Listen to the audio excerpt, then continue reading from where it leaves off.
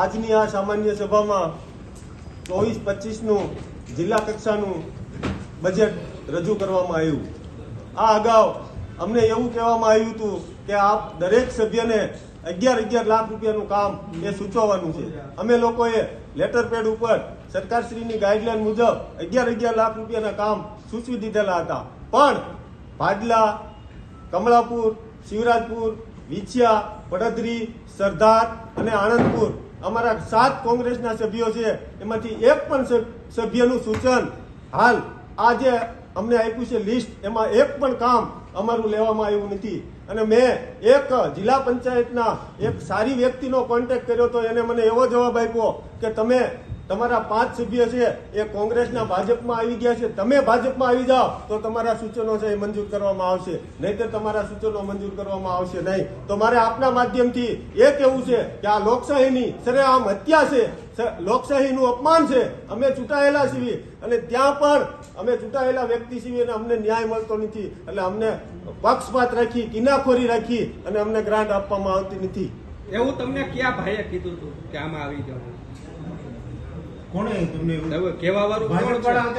હા, બીજેપીના નામ બોલો ને, બીજેપીના હોદ્દેદારો છે। નામ બોલો ને, બીવો છો તમે કે શું છે? તો પછી નામ ડિક્લેર કરવામાં શું વાંધો છે? તમને ઓફર કરી હોય તો કોને કીધું? હા, ભલે એમાં કાંઈ પણ જો એમાં રેકોર્ડિંગ જ ચાલુ છે, તમે તાર બોલો। આખી બોડીએ ભાજપને એવું નક્કી કરી લીધું તમે બધા કોંગ્રેસના સભ્યો બધી વાત તમારી સાચી, અમે વ્યક્તિનું નામ જાણવા માંગીએ છીએ કે તમને એમને અઢી વર્ષમાં કોઈ પક્ષપાત નથી રાખ્યો, અઢી વર્ષમાં અમે પણ આ બોડી જે નવી બોડીની રચના થઈને આખી બોડી એવું પ્રેશર કર્યું કરો છો, અમે એમ નહીં। અત્યારે ભાજપની આખી બોડી એવું પ્રેશર કર્યું તમે કાં તો ના, એક ભાઈએ કીધું તું આ સાહેબ કોયલા મનસુખભાઈ એક વ્યક્તિનું નામ તમે કીધું કે એક સારા એવા આગેવાન છે, એમનું નામ એ અમારા જસદણ વિસ્તારના જ છે। મારી વાત સાંભળો, જસદણ વિસ્તારના છે અને સારી એવી મતલબ જિલ્લા કક્ષાએ હોદ્દો ધરાવે છે। મારી વાત સાંભળો, એ અમને વારંવાર બોલાવે છે અને કહે છે કે તમે ભાઈ આમાં લઈ આવો। નામ તો બોલો। બધાને કહે છે, પૂછો, આ બધા બેઠા બધાને કહે છે। મારી વાત સાંભળો, બધાને કહે છે નામ બોલો ને, નામથી કેમ ગભરાવ છો? મારી વાત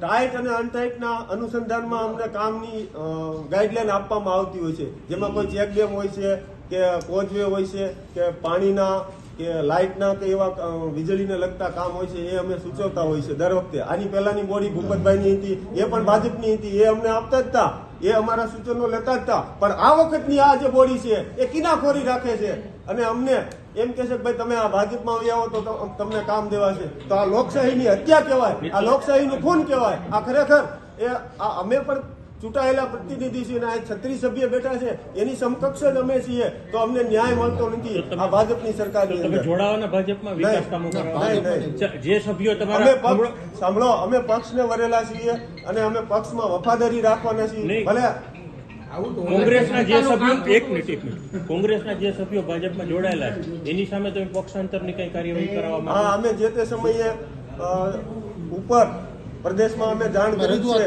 રજૂઆત કરેલી છે। એ જે તે સમયે બોર્ડ ઉપર આવશે ત્યારે તમને એક ગ્રાન્ટ ના આપે તો લોકોના પ્રશ્નો ઘણા બધા હોય છે, જે અમે સાથે રહી અને અમે એને મદદરૂપ થઈએ અને સહાયરૂપ થઈ શકીએ એવા પ્રયત્ન કરીએ। આક્રમકતા વાળી છે લડત, અને અમે અહીંયા જરૂર પડશે તો અમે ડીડીઓ સાહેબ અને પ્રમુખ સાહેબને હજુ મળવાના છીએ કે ભાઈ આ અમને અન્યાય છે, અમારી સાથે અન્યાય કરવામાં આવ્યો છે અને એમની સાથે એમની સામે જો અમને એ પણ ન્યાય નહીં આપે તો એની સામે લડશું અને અહીંયા જિલ્લા પંચાયતના કેમ્પસની અંદર અમે બેસશું સામે કે ભાઈ આ અમારા સભ્યોને અન્યાય થયેલો છે। હા।